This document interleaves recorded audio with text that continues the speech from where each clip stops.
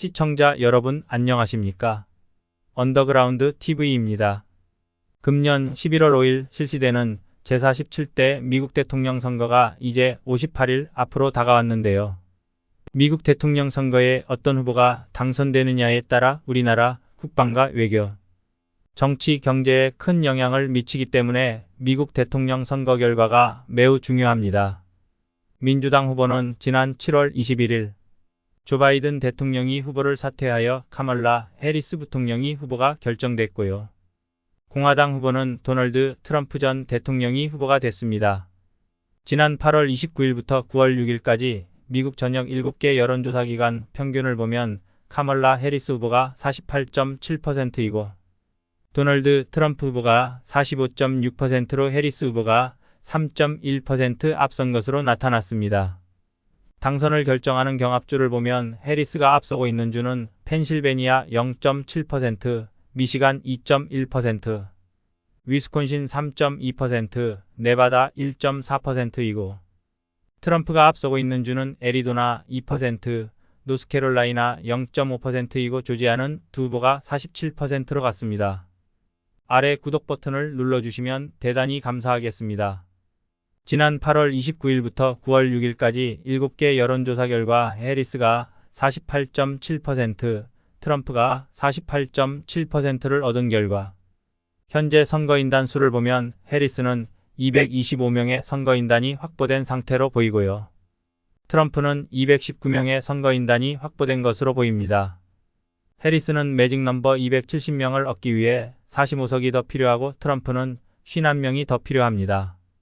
전통적으로 민주당이 우세 지역은 20개 주로 225명의 선거인단이 결려있는 서부 워싱턴, 오리건, 캘리포니아, 중부 콜로라도, 뉴멕시코, 미네소타, 일리노이, 동부 메인, 뉴햄프셔, 버몬트, 매사추세츠, 로스아일랜드, 코네티컷, 뉴욕, 뉴저지, 델라웨어, 메릴랜드, 워싱턴 D.C., 버지니아, 하와이이고 전통적 공화당 우세 지역은 23개 주로 219명의 선거인단 수가 결려있는 중부 아이다호, 몬태나, 와이오밍, 유타, 노스다코타, 사우스다코타, 네브래스카, 캔사스, 오클라호마, 텍사스, 아이오와, 미주리, 아칸소, 루이지애나, 미시시피, 알라바마, 테네시, 켄터키, 인디애나, 오하이오, 웨스트버지니아, 사우스캐롤라이나, 알래스카입니다.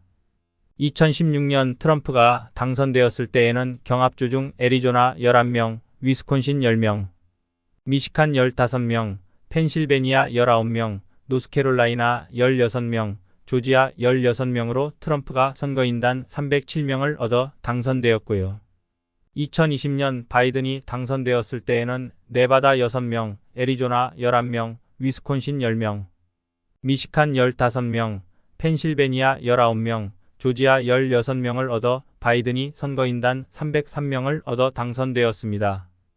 이번 미국 대통령 선거에서도 경합 7개 주에서 선거인단 수가 많은 펜실베니아와 조지아, 노스캐롤라이나, 미시간 지역에서 누가 승리하느냐에 따라 선거인단 270명 이상을 얻을 것으로 보입니다.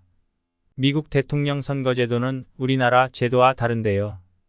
우리와 같이 전체 유권자 중에서 한 표라도 더 많이 얻은 후보가 대통령에 당선된 직접선거제도가 아니고요. 각 주마다 주 선거법에 의해 선거인단을 뽑고 그 선거인단이 대통령 후보를 뽑게 되는 간접선거제입니다. 각 주의 선거인단 수는 해당 지역의 하원의원과 상원의원 수를 합한 수가 되고요.